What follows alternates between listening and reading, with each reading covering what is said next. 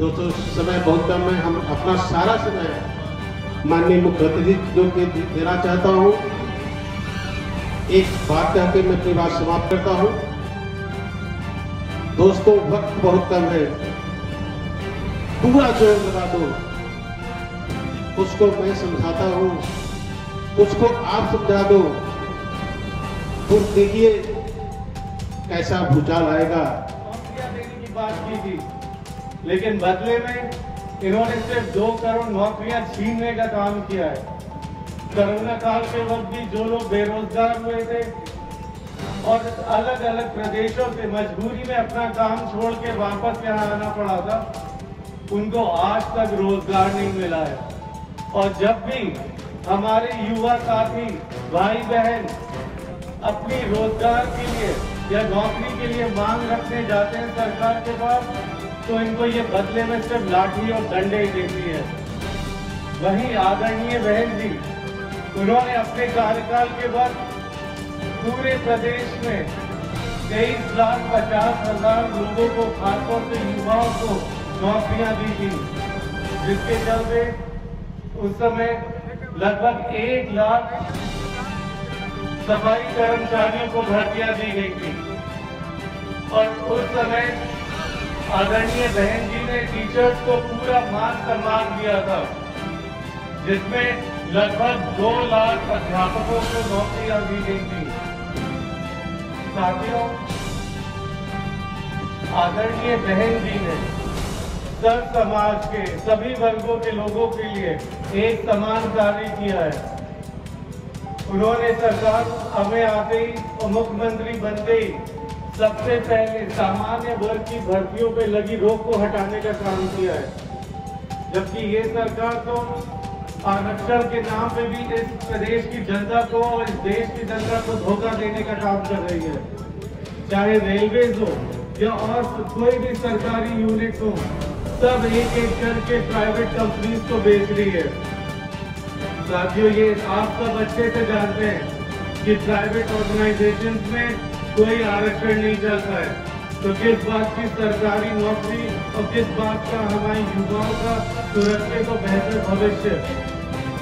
साथियों, आजकल ये सरकार नौजवानों को, खासतौर से हमारे स्कूल के भाई बहनों को, कॉलेज के भाई बहनों को, इनके वोट खरीदने के प्रयास में सुनने में आया है कि मोबाइल फोन टैबलेट बांट रही है।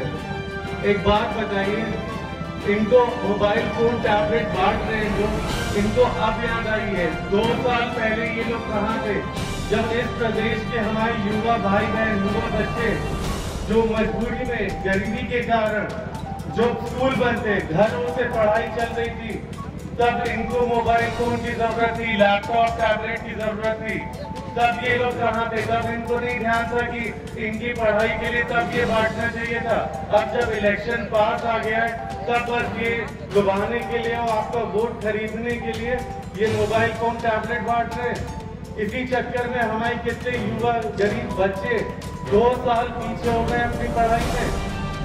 वही युवाओं का भविष्य के लिए, अच्छे सुरक्षित भविष्य के लिए आदरणीय बहन जी ने अपने कार्यकाल के वक्त अनेकों school, medical college, IT college, engineering college और अनेकों यूनिवर्सिटीज बनवाई थी, ताकि उसमें पढ़ लिख कर हमारे युवा साथी अपना भविष्य अच्छा और सुरक्षित रख सके।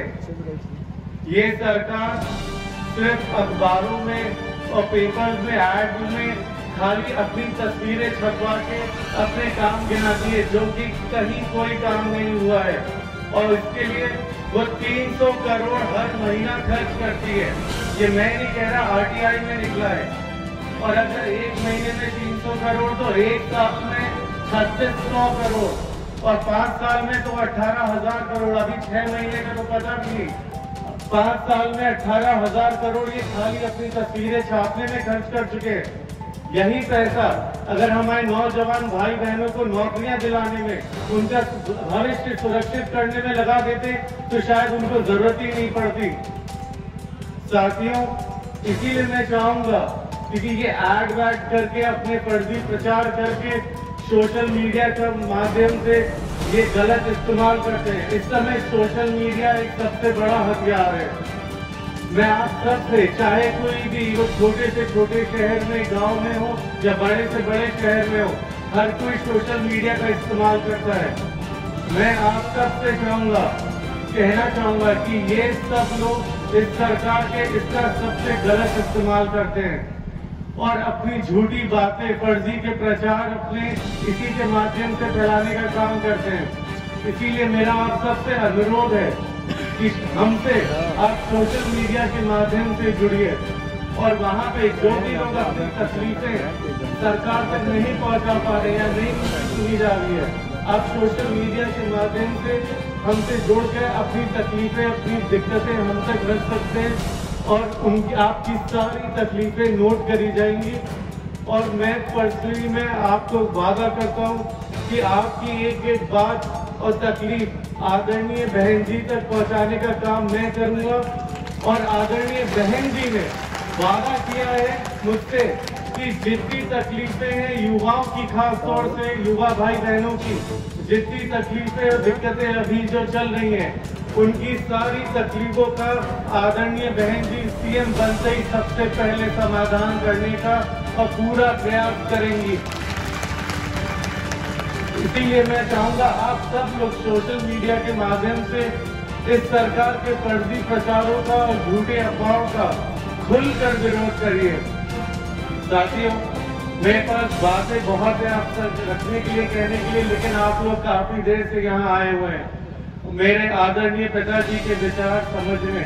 तो मैं आप सबसे यही रिक्वेस्ट करना चाहूंगा कि आज आप लोग जितनी बातें, जितने विचार मेरे आदरणीय पिताजी के द्वारा कहे सुनेंगे, उन सबको यहाँ छोड़ के नहीं जाना है।